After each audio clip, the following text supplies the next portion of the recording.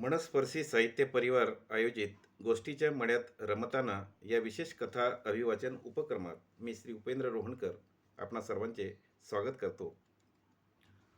आजच्या कथेचं नाव आहे वाकडं बोट आणि लेखिका आहेत सुरेखा मोंडकर.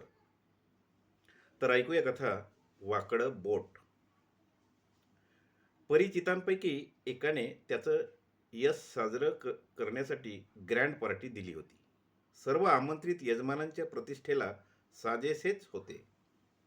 आम्ही पण त्यातले एक होतो.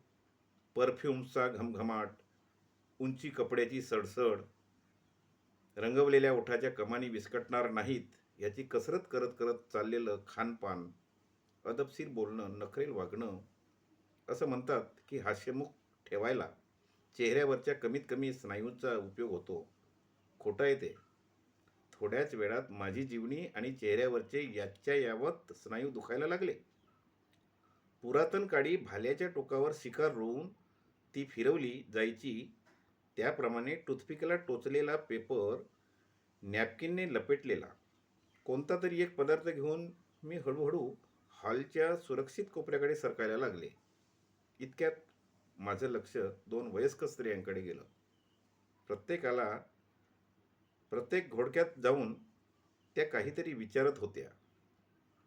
ऐकणारे ऐकत होते, स्माईल देत होते, मोठ्या स्मार्टली काही उत्तरं देत होते, पुन्हा आपल्यातच मशगूल होऊन जात होते. दोघींनाही बहुतेक गुडघ्याचा विकार होता. त्यांच्या चालीवरून ते कडून येत होतं. त्यातल्या एकीच्या घशाला बोलून बोलून इतकी कोरड पडली होती की ती मध्ये मध्ये फिरवले जाणारे पाण्याचे बंद प्लास्टिकचे पेले एकावर एक रिचवत होती. उत्सुकतेने मी हळूहळू त्यांच्या दिशेने मोहरा वळवला. इतक्यात कोणीतरी त्यांना जाणवून दिलं की तिथे माईकची सोय आहे. त्यातल्या एकीने माईकवरून सांगितलं, फलाण्या नंबरची अमुक मेकची पांढरी गाडी ज्यांची असेल त्यांनी ती हलवावी. ती विशिष्ट गाडी कोणीतरी त्यांच्या गाडीसमोर पार्क केली होती. त्यांना घरी जायचं होतं, पण गाडी बाहेर काढता येत नव्हती. त्यांनी 3दा सांगितलं, कोणीही प्रतिसाद दिला नाही. त्या दोघींनी पुन्हा प्रत्येकाला विचारायची मोहीम काढली. आता तर दोघेही पेल्यावर पेले पाणी पित होते. मला राहावे ना. मी त्यांच्याजवळ जाऊन त्यांना म्हटलं, मॅडम, तुम्ही कशासाठी फिरता? तुम्ही बसा, तुमच्या ड्रायव्हरला विचारायला सांगा. त्या म्हणाल्या, अहो, आधी ड्रायव्हरलाच पाठवलं होतं, त्याला तर कोणीच दाद दिली नाही. आम्ही पण अर्धा एक तास फिरतोय, अजून गाडीचा मालक सापडला नाही. गाडी लावून कुठे बाहेर गेला आहे की काय कोण जाणे. त्यांचं म्हणणं खरं होतं. ह्या वयस्क शारीरिक पीडा असणाऱ्या स्त्रियांची कोणी दखल घेत नव्हतं.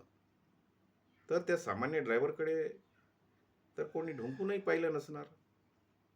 इतक्यात माझा मुलगा आला. आम्हाला त्या हॉटेलसमोर सोडून मुलगा पार्किंग शोधत गेला होता. तो आला होता. त्याला मी सगळी घटना सांगितली. त्याने त्या दोघींना सांगितलं, आंटी, तुम्ही दमल्या आहात, तुमच्या गाडीत जाऊन बसा, 15 मिनिटाच्या आत तुमची गाडी बाहेर निघेल. दोघींचा आणि माझाही त्याच्यावर विश्वास बसत नव्हता. इतक्या वेळात कोणीही त्या विशिष्ट गाडीची मालकी स्वीकारली नव्हती. तर आता हा कोणता अल्लाउद्दीनचा दिवा घासणार होता? त्या दोघी इतक्या दमल्या होत्या की हताशपणे थोड्या अविश्वासानेच त्या बाहेर गेल्या. माझ्या मुलाने 5-1 मिनिट वाट पाहिली, हातात माईक घेतला आणि म्हणाला, फलाण्या नंबरची अमुक मेकची पांढरी गाडी ट्रकने ठोकली आहे. ट्रक ड्रायव्हरला बाहेर थांबवून ठेवले आहे. ज्यांची ती गाडी. त्याचं वाक्य संपायच्या आत तिथे एकच हलकल्लोळ माजला. हातातला घास प्लेटमध्ये टाकून 4-5 जण दरवाजाकडे वळले. माझ्या समोरच्या टेबलावर बेफिकीरपणे आपण त्या गावचेच नाही असा आविर्भाव आणून स्वादिष्ट पदार्थ खात बसलेला 40शीतला माणूस तर ताटकन उठला आणि बाहेर धावला. मी चकित झाले होते. हीच का ती सगळी माणसं जी हास्यविनोद करीत निवांत बसली होती? हाडामासाच्या माणसांना होणाऱ्या त्रासाची ज्यांना पर्वा नव्हती. एक निर्जीव पत्र्याची कार ठोकल्यावर त्यांचे प्राण कंठाशी आले होते. बरोबर आहे. त्या गाडीची किंमत लाखात होती आणि माणसाची किंमत खरोखरच 15 मिनिटाच्या आत अडकलेली गाडी बाहेर निघाली. मी भुवया उंचावून प्रश्नार्थक नजरेने मुलाकडे पाहिलं. मिस्किलपणे हसून तो कुजबुजला, जब सीधी उंगली से घी नहीं निकलता. खुसूखुसू हसतच आम्ही ते टूथपिकला टोचलेले पदार्थ विजय चिन्हासारखे मिरवण्यासाठी वळलो.